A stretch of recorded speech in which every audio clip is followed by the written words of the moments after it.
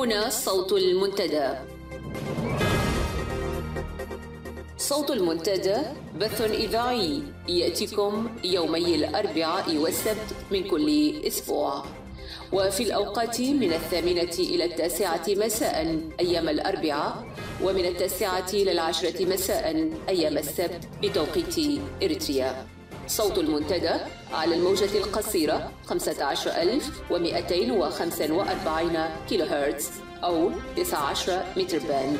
صوت المنتدى على مدى 24 ساعة في القمر الصناعي النايلسات ب8 درجات غربا، وعلى تردد 11678 للاستقطاب الرأسي. صوت المنتدى علم مستقل وحوار وطني بناء. صوت المنتدى.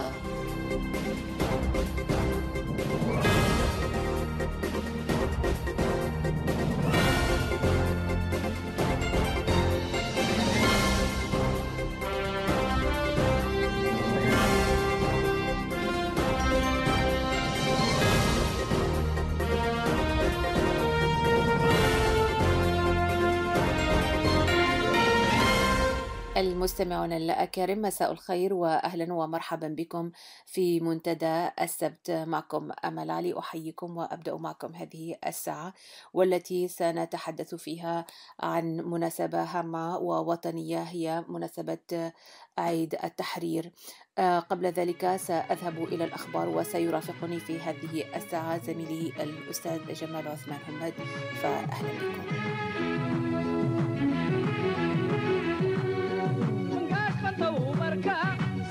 اللي تكرر من عقردة سني وباركهم حجر من لمسك بعواته أكامر وتحضر، من لمسك بعواته أكامر وتحضر. ومحيدر وحرميت منطقة طوم نبطل أزيمة منطقة طوم نبطل قديمة من ساحل سيف حروط من بيته وننكروي من ساسد يجد كيف حبيته. دول عدول تورر سلف أتام سميتي، دول عدول تورر سلف أتام سميتي. وضبول نوي إلى تمم نويته، والله إلى تمم نويته.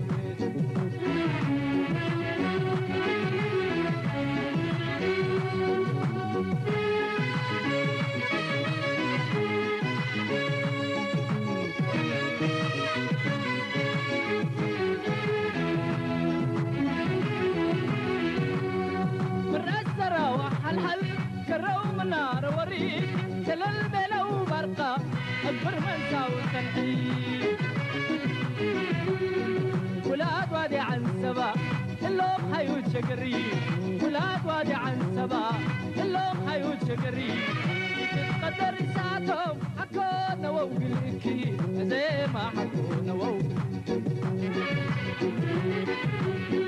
حو يا ولاد كبسع سابنا سيوف برادي منقرب بلاد بروم الصوب لقا ورادي. يتمتم ما بيت نهب حاول يكونوا باقي، يتمتم ما بيت نهب حاول يكونوا باقي. تربع الناس مرا تتركب بحاجي، والله تتركب بحاجي.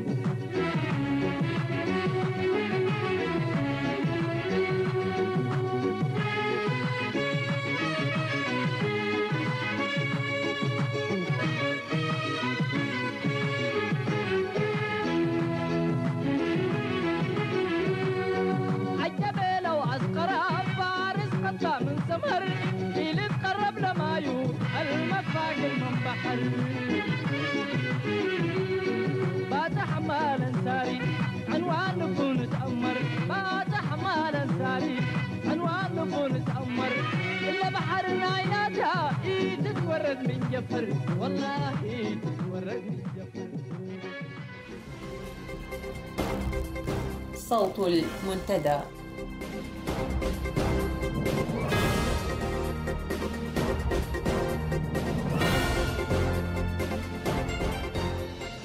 في نشرة هذا المساء رئيس النظام يقوم بزيارة لمدينة عصب.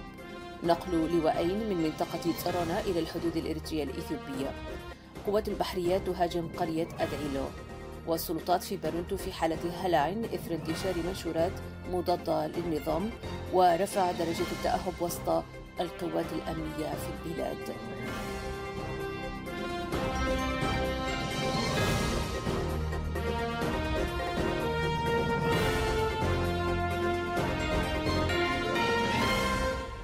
تفاصيل النشرة.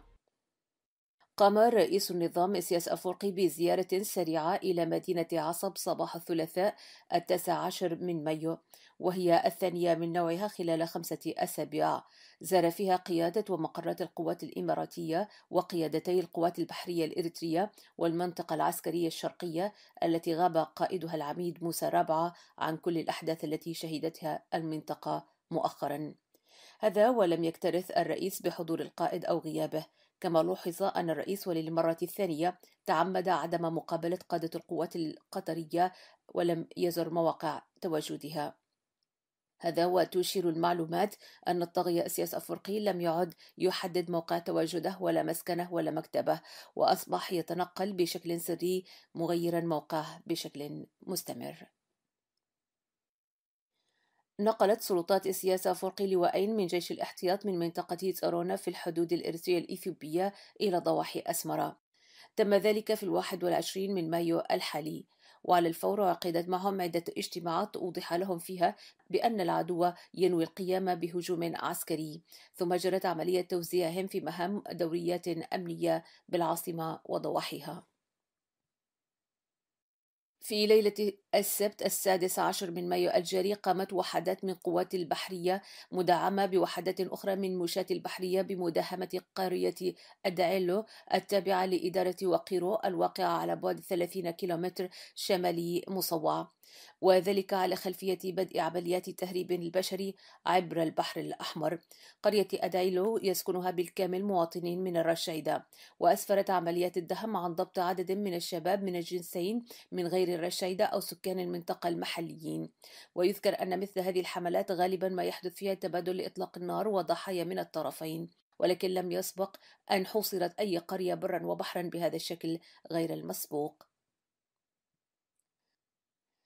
دخلت مساء الخميس الماضي سيدة إريترية مدرسة التمريض بمدينة بارونتو، وقامت بشرح الوضع الراهن للطلبة ووزعت عليهم منشورات في هذا الشأن، ثم خرجت من المدرسة واختفت عن الأنظار. مدير المدرسة هتف على عجل مكتب الشرطة ساردا ما حدث في مدرسته. ومن جهتها قامت شرطة المدينة في الصباح الباكر ليوم الأربعاء بعمليات تفتيش مكثفة، لكنها لم تعثر على هدفها. وبعد أن أعياهم البحث في كل أحياء المدينة عادوا أدرجهم إلى المدرسة وكانوا غاضبين جدا، وأفرغوا غضبهم بشكل هستيري على الطلبة وعيدا وتهديدا، وأمطروهم بسيل من الأسئلة مثل لماذا كنتم تستمعون إليها؟ لماذا تركتها تغادر؟ ثم قاموا باعتقال 5 من طلبة المدرسة. إن قدرة هذه السيدة في إيصال رسالتها التوعوية التعبوية ومن ثم قدرتها على الاختفاء رغم كثافة الاحتياطات والتدابير الأمنية على خلفية ذكرى الاستقلال يدلل على أن جهات منظمة تقف خلف خطواتها. وعلم أن حدث هذه السيدة أصبح حديث الناس في العاصمة وضواحيها، خاصة أن الاستخبارات عجزت عن العثور عليها. ضمن حالة الهلع الموسمية السائدة، رفع الجيش الإريتري حالة التأهب إلى النسبة القصوى، حيث وضعت القوات المرابطة على امتداد الحدود مع كل من إثيوبيا وجيبوتي. كما نشرت وحدات من القوات الخاصة داخل العاصمة أسمرة، ووزعت تشكيلات الجيش الشعبي في دوريات منتشرة في الأحياء. كما وضعت حراسات خاصة في مباني الوزارات والمرافق الهامة، وحركت قطع من الدروع المدفعية المحملة لتقوم بجولات في أنحاء المدينة، وأعيدت نقاط التفتيش على كل مداخل المدينة. حالة التوجس هذه أصابت سكان العاصمة أسمرة منذ صباح أول أمس الاثنين 18 من مايو بالهلع، حيث تزامن ذلك مع الضبط عن طريق الصدفة المحضة عبوات ناسفة كانت موضوعة في حافلة قادمة من مدينة مندفرة. التحريات التي أجرتها السلطات مع ركاب الحافلة وسائقها الموجودون الآن رهن الاحتجاز لم تسفر عن أي نتيجة تشير إلى الشخص أو الجهة المسؤولة عن وجود تلك العبوات المتفجرة، والتي كانت ستنقل إلى مكان آخر لأنها لم تكن في وضع الضبط السابق للتفجير. ولكن هذه الحادثة كانت من الأسباب القوية التي حدت بالمواطنين إلى تجنب مواقع الازدحام، هذا إلى جانب العزوف الجماعي عن المشاركة في احتفالات الصفوة المنبوذة جماهيريا. نهاية النشرة.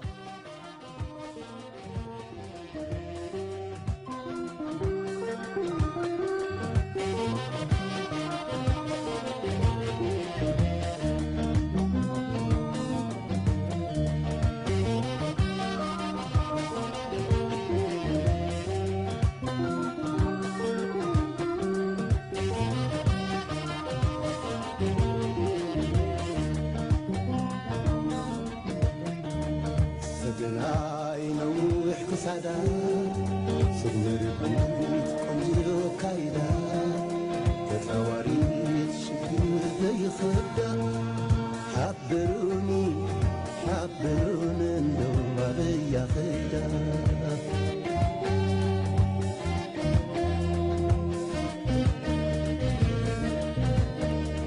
من المليح حبرو كدراي درب حمود قلقول عرداي وليل ومساي حبيبني تنساي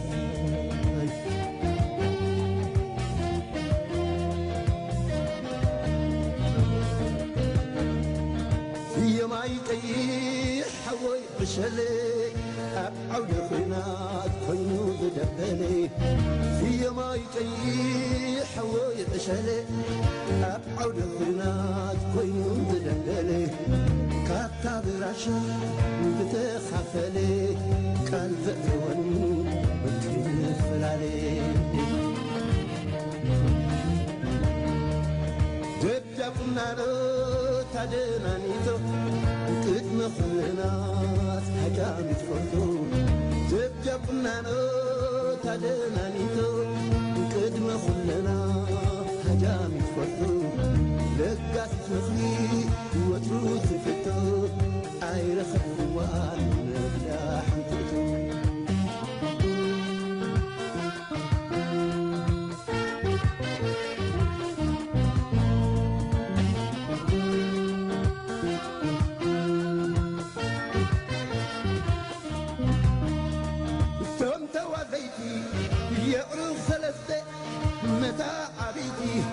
كاب قدم خطي ذي فلاليو فرحة المتي حدث له قابل خبزك قابل فرلا حتى يملسوا عنيخ ملس ذي تملسوا بحاس يوماي بحاس دناي حليف الضيون ويتحال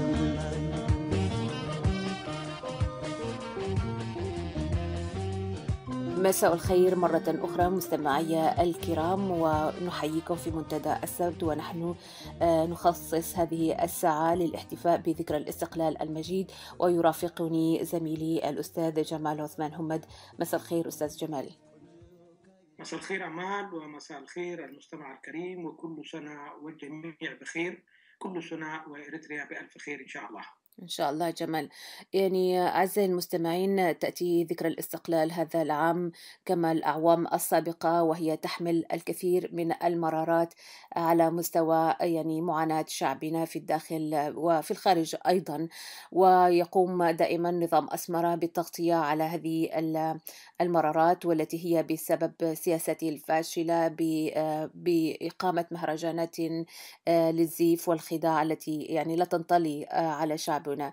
أيضا في الخارج الشعب الإريتري يحتفل على مستوى التذكير بمآسي هذا الشعب، بمآسي اللاجئين، بمآسي الأسرى، بمآسي الشباب الذي يعاني الأمرين جمال في هذا اليوم. وللأسف تحول يوم النصر الذي كنا نحتفل به في السابق بكل فرح وكل أمل على أن يكون ذكرى تخليد لانتصار عظيم يأخذ البلاد إلى مجرى أفضل جمال، ولكن ما يحدث في الواقع مختلف تماما عن طموحات وتضحيات الشعب في هذا اليوم المجيد. نعم أمال، أن تستمر حكومة دون قيد، دون دستور، دون قانون طوال أكثر من 20 عام، بلاد دون دستور كما قلنا ودون قانون يحكم علاقة الحاكم بالمحكوم، بلاد لا انتخابات، بلاد لا صحافة حرة، بلاد تطرد شبابها يوما إثر آخر. هذا الوضع الاستثنائي الغريب جدا في العالم تتفرد به إريتريا فقط وليس غيرها. يعني حتى في يعني كوريا الشمالية هناك يعني بعض الأشياء التي فيها الحزب الحاكم أو الرئيس الأوحد لإعطاء شكل الدولة وشكل الحكم، وذلك من خلال إصدار بعض المراسيم والقوانين والقرارات من خلال اللجنة المركزية للحزب الوحيد الحاكم. أما في إريتريا هذا كله ما موجود، شيء غريب جدا، شيء استثنائي. سيظل العالم ينظر لهذا الشيء الاستثنائي إلى متى لست أدري، لكن إريتريا ستدخل موسوعة الأشياء الغريبة في العالم كأول دولة بتستمر 24 سنة دون أي نظام، ولذا فهي لا نظام، هي عصبة فقط تتحكم في العباد والبلاد. نعم أمال. نعم بالتأكيد جمال.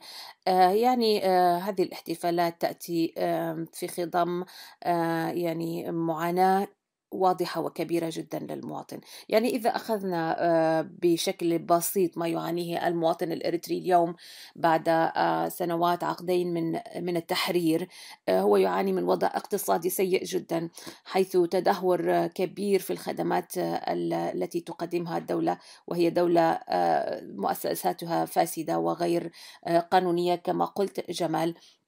هناك انقطاع دائم في الكهرباء، هناك يعني أزمة مياه تضرب البلاد بشكل دائم، أزمة وقود، هناك أزمة مواد غذائية حادة، وخصوصا في المناطق النائية، حيث يعني القوانين المجحفة التي تقوم كل الدولة كل فترة وأخرى بإصدارها بحق التجار وخنق الحصار عليهم في الاستيراد، في حركتهم التجارية. أيضا يحدد من يعني واردات البلاد من احتياجاتها الغذائية وغيرها. أيضا هناك يعني تدهور صحي كبير على مستوى الخدمات الصحية في البلد، هناك انتشار للأمراض جمال. يعني كل هذه الأوضاع التي تدفع أيضا المواطن إلى مغادرة البلاد كما نعرف جميعا، وكما يعني عكسنا عليه هنا في برنامجنا ويعكس عليه كل الناشطون في مختلف مواقع التي تتاح لهم عبر التواصل الاجتماعي وغيره. هكذا وضع مأساوي اليوم يأتي ضمن احتفالات هي يعني تحاول التغطية على ذلك جمال، ولا تنسى يعني أن الشعب أكثر وعيا اليوم من الأيام الماضية ومن السنوات السابقة. هناك احتجاجات كبيرة وهناك حركات تمرد هنا وهناك. إذن هذا الاحتفال نتمنى اليوم أن يكون إضاءة أكثر على يعني رفع مستوى وعي المواطن بأن هذه الحكومة لا تمثله، هي حكومة غير شرعية وغير جديرة بأن تحكمه وأن تحتفل بيوم التضحيات الكبيرة قدمها أبناء شعبنا في هذا اليوم العظيم جمال. نعم، هي العلاقة بين المواطن والأسرة الحاكمة تحددت من سنوات طويلة جدا، لا تحتاج إلى أي تفسير ولا تحتاج إلى جهد لتحليلها والوصول إلى شكل العلاقة بين الطرفين. هي لا علاقة، هي علاقة حاكم جائر مستبد بمحكوم. هي لا دولة، هي لا نظام، وبالتالي يندرج كل ما أشرت إليه أو يشير إليه المحللين ضمن هذه الرؤية. نعم. هذا الوضع الاستثنائي الغريب استمراره في انه يستمر، استمراره في انه العصبه التي او يعني غير العصبه الضيقه حول الرئيس، هناك التنظيم الحاكم او ما يسمى بالتنظيم الحاكم، هناك الجبهه الشعبيه. انا استغرب من هذا الصمت المريب وطوال هذه السنوات من اعضاء كانوا مناضلين من اجل اريتريا، اليوم لا يحركون ساكنا في الداخل، اليوم ينصاعون لأوامر رجل واحد. هذا السكوت سوف لا يجنبهم المساءلة في المرحلة القادمة، سوف يتم يعني تطالب السؤال كل هؤلاء حتى ولو كانوا ليسوا أصحاب القرار، لأن الصمت أو تنفيذ هذه القرارات، تحويل أنفسهم لأدوات لهذا الرجل وعصبته، هذا وحده كافي لكي يكونوا عرضة للتساؤل والمساءلة القانونية مستقبلا. نعم. ده إذا استثنينا المساءلة الأخلاقية. المساءلة الأخلاقية فهي تشمل الجميع، تشمل جميع أعضاء الجبهة الشعبية المتواجدون الآن، على الجميع الآن على الأقل يعني مد الخارج بالمعلومات التي تحدث، على الأقل يعني هؤلاء المسؤولين إخلاء أنفسهم من هذه المواقع حتى لا يتم استخدامهم كأدوات، والآن هم أدوات. يعني شيء غريب جدا، مناضلين كانوا مشاريع للشهداء يتحولون اليوم إلى مجموعات يعني لا حياة فيها، تسير في مدينة أسمرة وكأنه لم يكونوا يوم من الأيام مناضلين. هذا الوضع الاستثنائي يجب أن لا يستمر. شعبنا قادر على تجاوز هذه الكبوة، فقط هو يعني لن نعتبر الآن هذه كبوة الحصان الذي سوف يقوم. ولكن أنا أنبه هنا أنه لكي لا يحمل الناس سياسة فورقي وحده، المسؤولية ستطال الجميع من هم في الداخل. أنا أكرر، ستطال الجميع حتى ولو كانت أخلاقية. نعم أمان. نعم. بالتأكيد جمال. عموما سنستمر في خلال هذه الساعة من التذكر والتذكير بأوضاع شعبنا في الداخل والخارج في ضمن يعني ذكرى الاستقلال المجيد. جمال، فاصل وسنعود معا.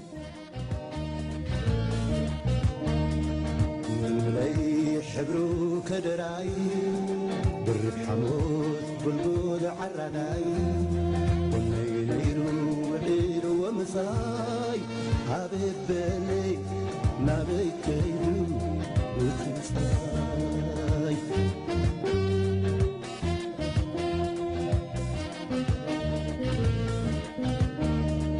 في ماي كي حوي بشري عود الخنات قينو بدبلي في ماي كي حوي بشري عود الخنات قينو بدبلي حتى براشوي بتخافلي كان زتوني بكي فلاني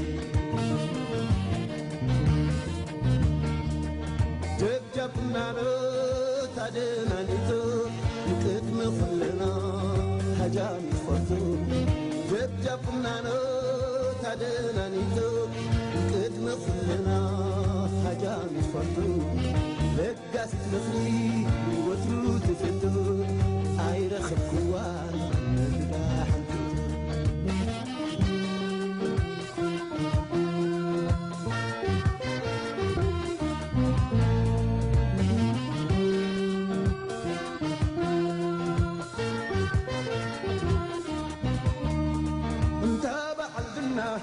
دوعال كنابو أبيلا أبلي بيتمل سجدو نتهان تغلو بارو خسمو نفخات نسي قلت حسمو بمثوات نتكم أفرقنا رجتنا بتا حبيتنا بتقل بهنا ذيكا الكوينو تلقيو دلينا بالألما وزخمي ننسي وعدنا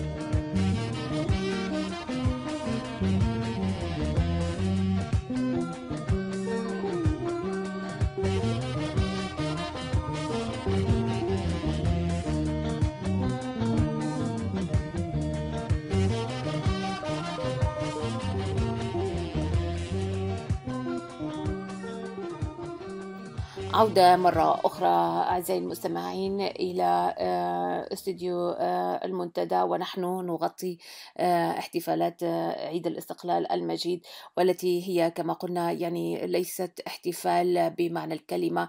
هذا الاحتفال الذي ينقصه فرح الغائب دائما، والغائب هنا يعني الشعب الإريتري والأصوات النبيلة جمال التي قامت للمطالبة بالحق والتي اعترضت على سياسات النظام. نتذكر اليوم معا السجناء، يعني كيف يمكن أن نحتفل بالتحرير ويعني هذه البلد مليئة، هي عبارة عن سجن كبير، عدد كبير جدا من سجناء الأصوات المعارضة التي كانت تنادي بالإصلاح وبالتغيير من مختلف الاتجاهات ومن مختلف الأعمار. أيضا أصوات الإعلاميين الإريتريين الذين خنقوا يعني فقط لأنهم قالوا قولة حق ووقفوا وقفة رجل صادق يعني أمام السياسات التعسفية لهذا النظام.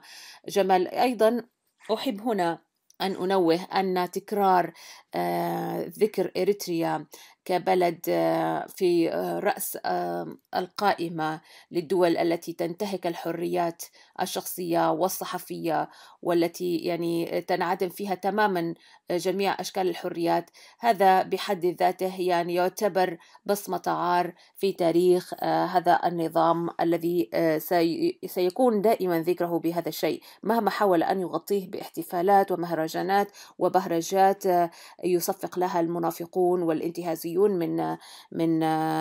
من يتواجدون حول هذا النظام. جمال. نعم أمال، إذا كانت الاحتفالات تصنع حكومة وتصنع فرح، فكانت صنعته في كوريا الشمالية كانت يمكن تصنعه في كل الدول التي يعني كانت تقاد حتى الآن بالديكتاتوريات.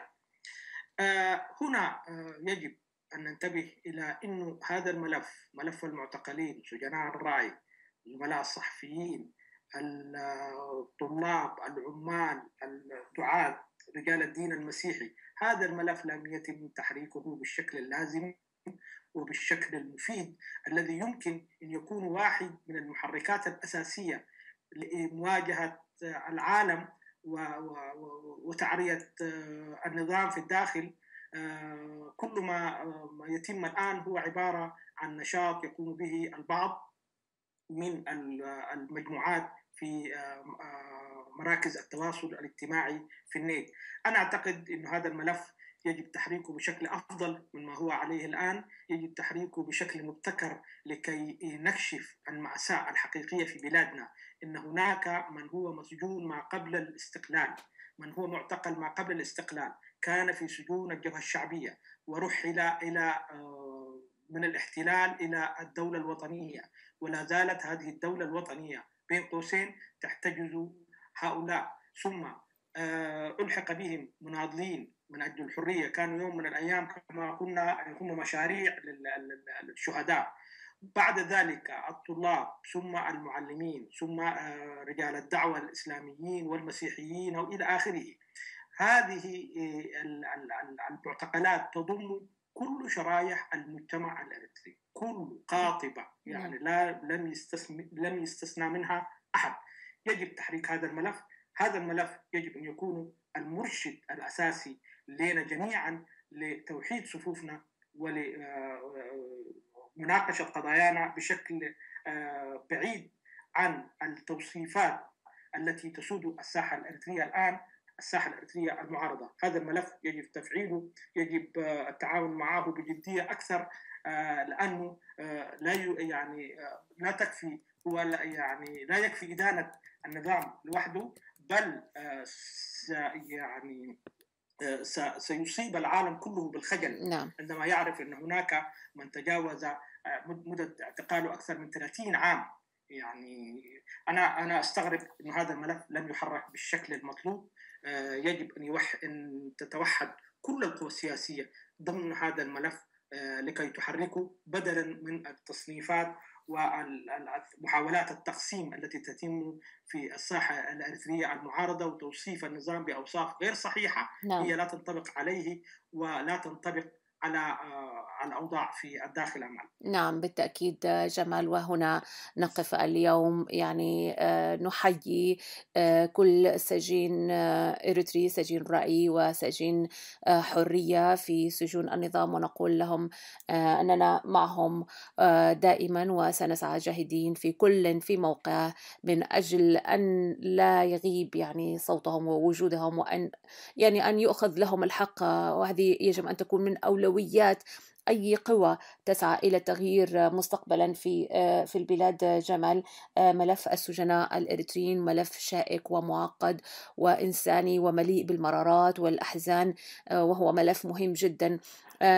أذكر مقولة جدا يعني تعجبني يعني لأبراهام لينكولن، وهي التي يقول فيها يعني من يحجر حرية الآخر لا يستحق الحرية.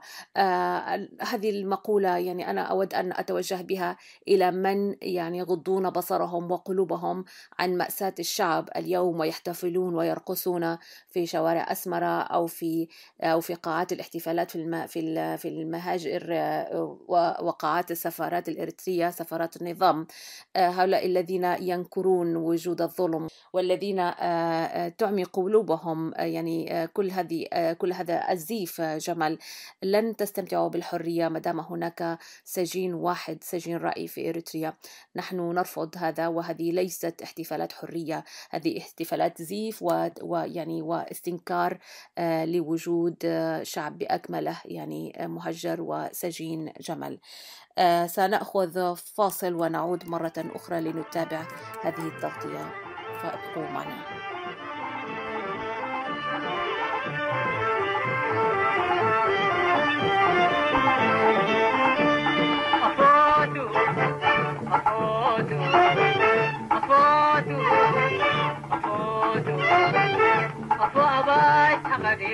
وفتاينا بينا أو يفوتوا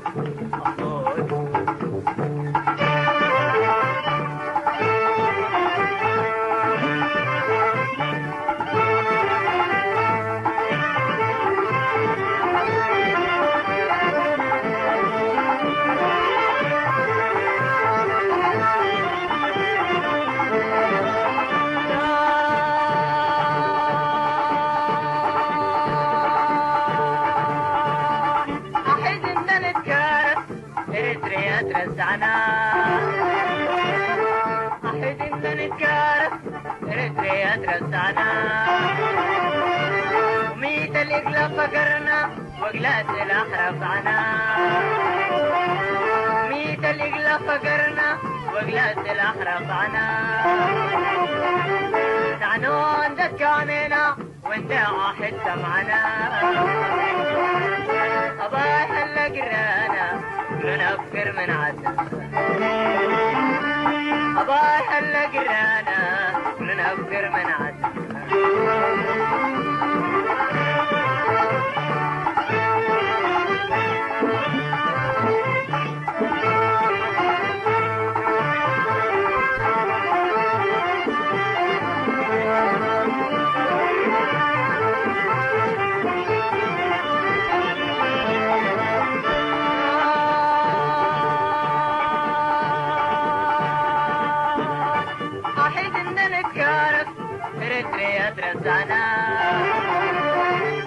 أحد إن نتكارف إريتريا ترسعنا، نعنو عندك كامنا وانت واحد سمعنا، نعنو عندك كامنا وانت واحد سمعنا، نعنو عندك كامنا وانت واحد سمعنا، أباي هلا قرانا ننفر من عدنا، أباي هلا قرانا ننفر من عدنا.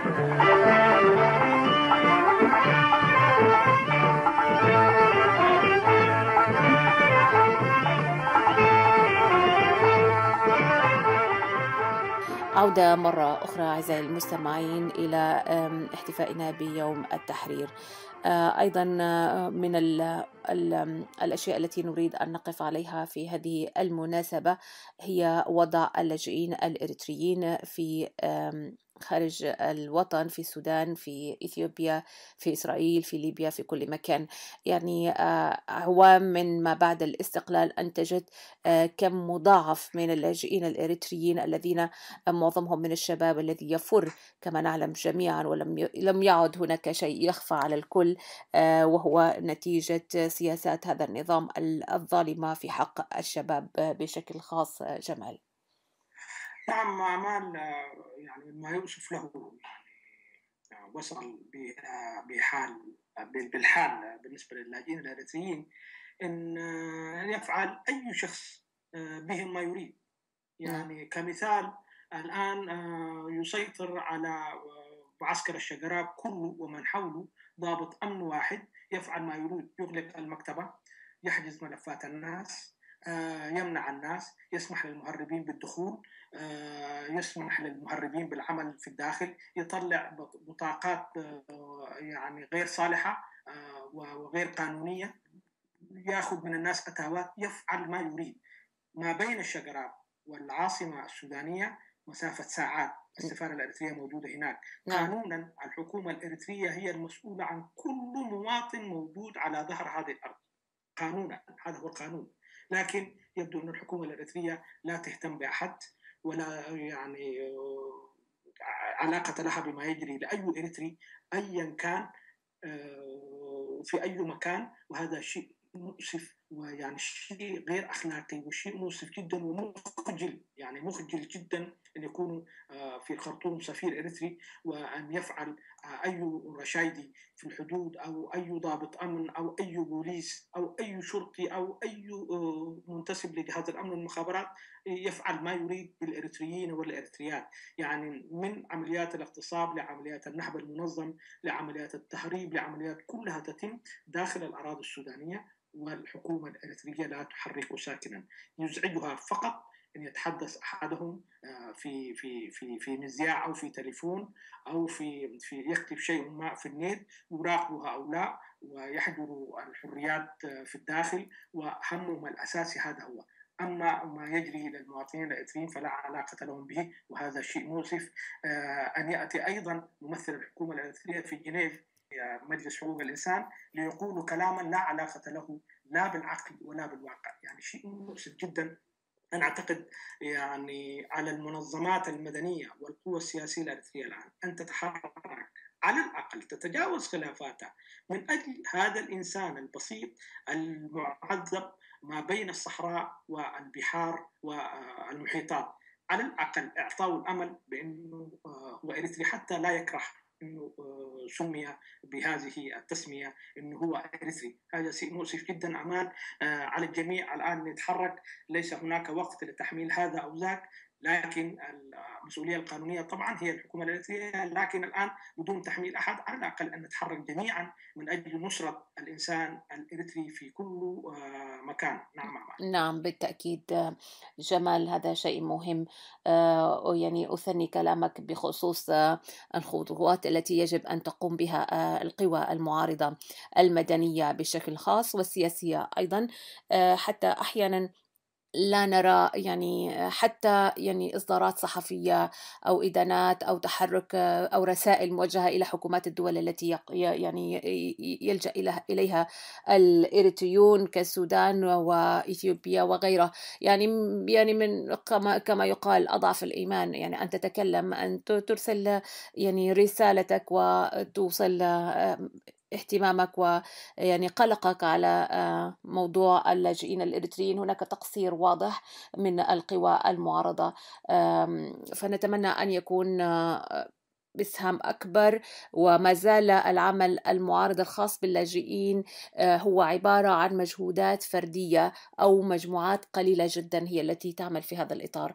نتمنى أن يكون هناك توحيد أكبر للجهود، وأن يكون هناك دافع بشكل قوي للتصدي لكل المآسي التي يمر بها اللاجئون الإريتريون في كل مكان. جمال، من موضوع اللاجئين الإريتريين أود أن أنتقل هنا ونحن نقف على ذكرى عيد الاستقلال المجيد، والذي يعني أفرغ من محتواه وتحول إلى يعني تماما إلى شيء آخر غير الاحتفال ويعني إحياء هذه الذكرى العظيمة إلى التغطية على سياسات النظام التعسفية وتمجيد الدكتاتور لمن هو أعمى بمصالحه الخاصة والشخصية. جمال، هذا الموضوع هو المساعي التي تقوم بها قوى التغيير في الخارج والداخل من أجل إزالة هذا النظام، ومن أجل أن نكون قادرين على الاحتفال حقيقة بيوم التحرير.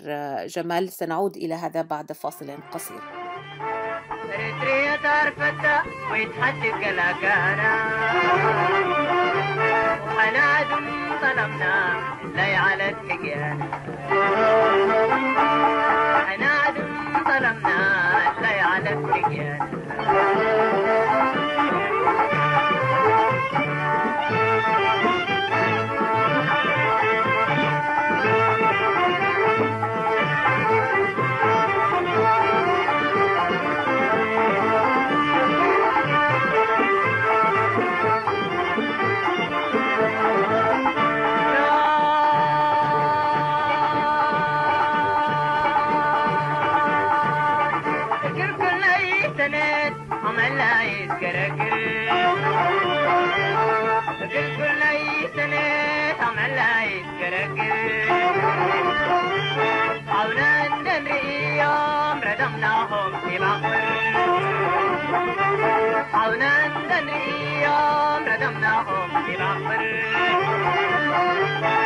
بدحيت بدينا لا تريتنا يا أمر،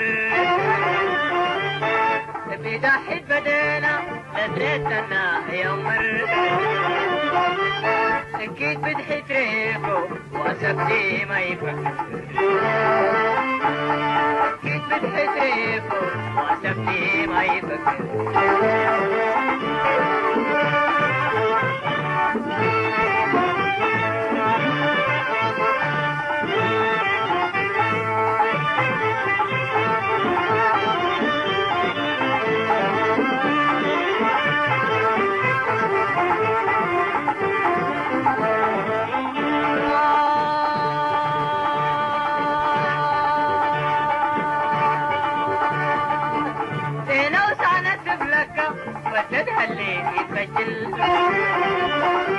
رينا وسعنة بلكة فتلها الليل يتسجل،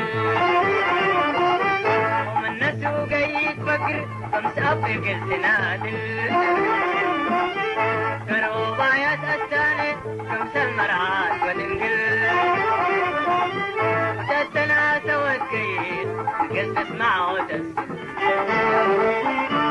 تستنا سوت كيد قلت اسمع وتسل.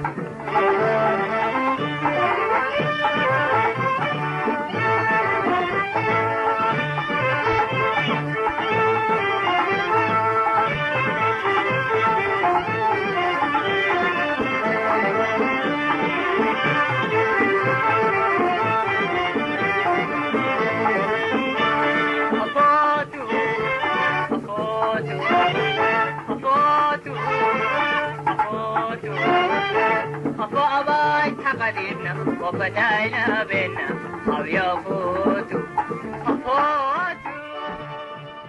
إذن جمال، في إطار حديثنا عن قوى التغيير وفي إطار دعمنا لهذه القوى أينما وجدت لتحويل هذا اليوم إلى يوم فرح حقيقي بعد أن أستلب من معناه، جمال، ماذا نقول هنا؟ نعم أمال، نحتاج في هذه الفترة وبشكل عاجل على الأقل ردم الهوة بين القوى السياسية المتحالفة الآن، سواء كانوا داخل المجلس الوطني أو التحالف الديمقراطي الإريتري أو من هم خارج هذين الإطارين. سريعا جدا الاتفاق على 5-6 من أولويات واستحقاقات المرحلة أعتقد كافية الآن لتجاوز الأزمة ولإعطاء المواطن الإريتري الثقة بأن هذه القوة هي قوة تغيير وهي قوة تعمل جادة من أجل انتزاع حقوقه وتغيير الأوضاع في الداخل. هذا الأمر ليس عسيرا، أمامنا تجارب كثيرة، لسنا يعني استثناء. يعني كثير من المعارضات مرت بهذه المراحل الخلافية المستعصية، لكن استطاعت أيضا بجهود الخيرين من تجاوز الأزمة. أنا أعتقد على قوى المثقفين الإريتريين والأكاديميين، والآن هم والحمد لله كثر، على رجال المال والأعمال الإريتريين الدخول في هذا الاتجاه من أجل رأب الصدع بين القوى السياسية الإريترية وتوحيدها والمساهمة في دفع عجلة المعارضة الإريترية إلى الأمام. هذه القوى الحديثة يجب أن تدخل الآن. هي ما يمكن أن يميزها أنه هي ليست راغبة في مقاعد السلطة مستقبلا، كذلك وضعها التعريفي لا يسمح لها بالمزاحمة في المقاعد، لذلك يمكن أن تلعب هذا الدور، وهو دور المطافي ما بين القوى السياسية المتنازعة في الخارج والمساهمة في توحيدها. أيضا منظمات المجتمع المدني أن تساهم الآن بجهود أكبر بكثير من الجهود التي تقوم بها الآن، وهنا لا يسعنا إلا أن نتوجه بالشكر والتقدير للناشطين والناشطات الحقوقيين والمدنيين الذين لا يؤلون جهدا من أجل تقديم ما هو مفيد للإنسان الإريتري. أمال. نعم بالتأكيد جمال. يعني هنا نحن في ختام هذه التغطية جمال لذكرى يوم الاستقلال المجيد، نقول أن الشعب الإريتري الذي هو يعني أبو التغيير، لأنه هو الذي يحتاج إلى التغيير وهو الذي يسعى إلى التغيير، هو واعي بمحتياجاته ومتطلباته ومستعد اليوم أكثر من أي وقت آخر للتصدي لهذا الظلم. وكل ما يحتاج الأمر كما قلت جمال هو التنسيق بين قوى المعارضة، هو التنسيق بين قوى التغيير في الداخل والخارج من أجل التعجيل بمثل هذا التغيير الذي ننشده جميعا. جمال، في النهاية أود باسم وباسم أسرة المنتدى أن أحيي أبناء شعبنا الإريتري في كل مكان في داخل الوطن، خاصة بهذا اليوم المجيد، وأن نقول مهما كان سيظل هذا اليوم هو يوم الشعب، هو يوم أبناء الشعب الإريتري، يوم التضحيات الكبرى التي قدمت على مدى سنوات طويلة من تاريخ هذا الشعب النضالي العظيم. ونحيي أيضا قوات الدفاع الإريترية، ونحيي كل الشرفاء من أبناء هذا الوطن الذين يتربصون دائما بمصلحة الوطن ويسعون إليها مهما طال الزمن. جمال، أيضا أحيي كل قوى التغيير الموجودة في الخارج والتي تسعى بجهد كبير من أجل إحداث هذا التغيير.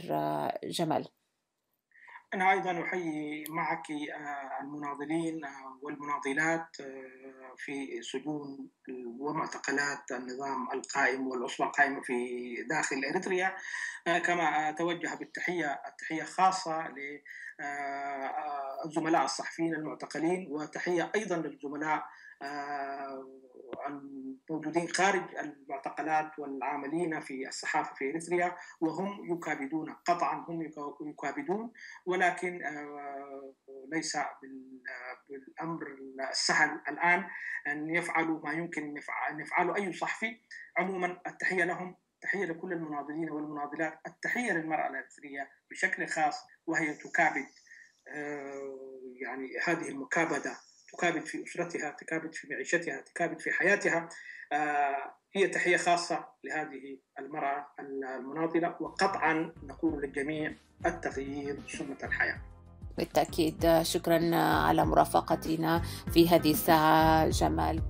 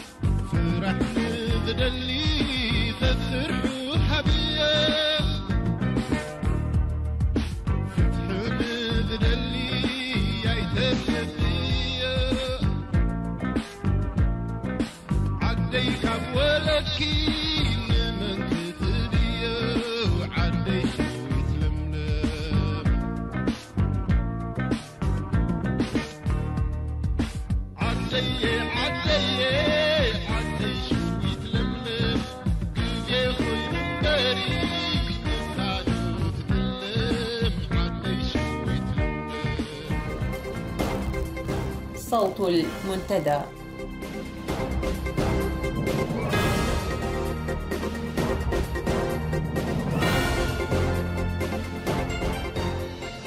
في نشرة هذا المساء، رئيس النظام يقوم بزيارة لمدينة عصب، نقل لواءين من منطقة تسارونا إلى الحدود الإريترية الإثيوبية. قوات البحرية تهاجم قرية أدعيلو. والسلطات في بارونتو في حالة هلع إثر انتشار منشورات مضادة للنظام ورفع درجة التأهب وسط القوات الأمنية في البلاد.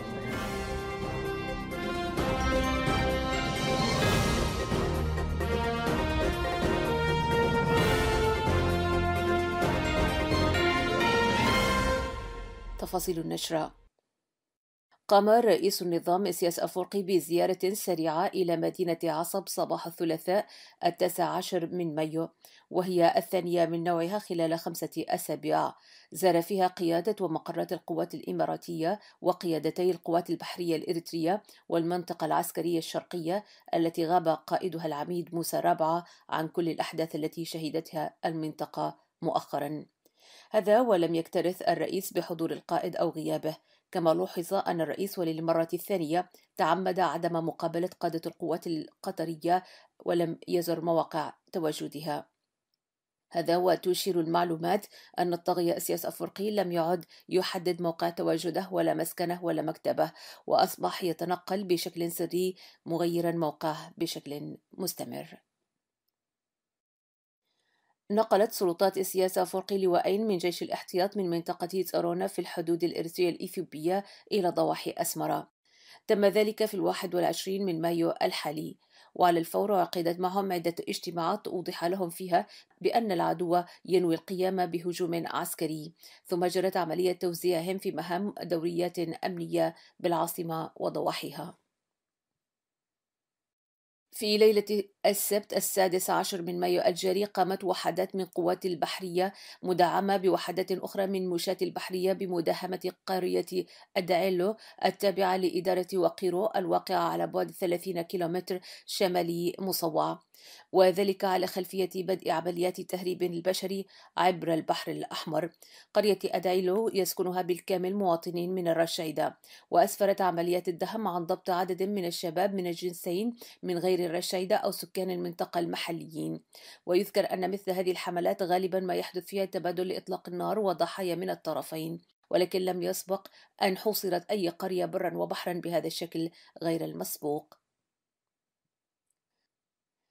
دخلت مساء الخميس الماضي سيدة إريترية مدرسة التمريض بمدينة بارونتو وقامت بشرح الوضع الراهن للطلبة ووزعت عليهم منشورات في هذا الشأن، ثم خرجت من المدرسة واختفت عن الأنظار. مدير المدرسة هتف على عجل مكتب الشرطة ساردا ما حدث في مدرسته. ومن جهتها قامت شرطة المدينة في الصباح الباكر ليوم الأربعاء بعمليات تفتيش مكثفة، لكنها لم تعثر على هدفها. وبعد أن أعياهم البحث في كل أحياء المدينة عادوا أدرجهم إلى المدرسة وكانوا غاضبين جدا، وأفرغوا غضبهم بشكل هستيري على الطلبة وعيدا وتهديدا، وأمطروهم بسيل من الأسئلة مثل لماذا كنتم تستمعون إليها؟ لماذا تركتها تغادر؟ ثم قاموا باعتقال 5 من طلبة المدرسة. إن قدرة هذه السيدة في إيصال رسالتها التوعوية التعبوية ومن ثم قدرتها على الاختفاء رغم كثافة الاحتياطات والتدابير الأمنية على خلفية ذكرى الاستقلال يدلل على أن جهة منظمة تقف خلف خطواتها. وعلم أن حدث هذه السيدة أصبح حديث الناس في العاصمة وضواحيها، خاصة أن الاستخبارات عجزت عن العثور عليها. ضمن حالة الهلع الموسمية السائدة، رفع الجيش الإريتري حالة التأهب إلى النسبة القصوى، حيث وضعت القوات المرابطة على امتداد الحدود مع كل من إثيوبيا وجيبوتي. كما نشرت وحدات من القوات الخاصة داخل العاصمة أسمرة، ووزعت تشكيلات الجيش الشعبي في دوريات منتشرة في الأحياء.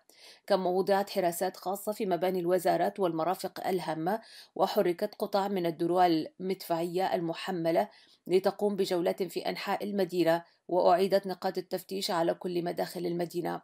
حالة التوجس هذه أصابت سكان العاصمة أسمرة منذ صباح أول أمس الاثنين 18 من مايو بالهلع، حيث تزامن ذلك مع الضبط عن طريق الصدفة المحضة عبوات ناسفة كانت موضوعة في حافلة قادمة من مدينة مندفرة. التحريات التي أجرتها السلطات مع ركاب الحافلة وسائقها الموجودون الآن رهن الاحتجاز لم تسفر عن أي نتيجة تشير إلى الشخص أو الجهة المسؤولة عن وجود تلك العبوات المتفجرة، والتي كانت ستنقل إلى مكان آخر لأنها لم تكن في وضع الضبط السابق للتفجير. ولكن هذه الحادثة كانت من الأسباب القوية التي حدت بالمواطنين إلى تجنب مواقع الازدحام، هذا إلى جانب العزوف الجماعي عن المشاركة في احتفالات الصفوة المنبوذة جماهيريا. صوت المنتدى.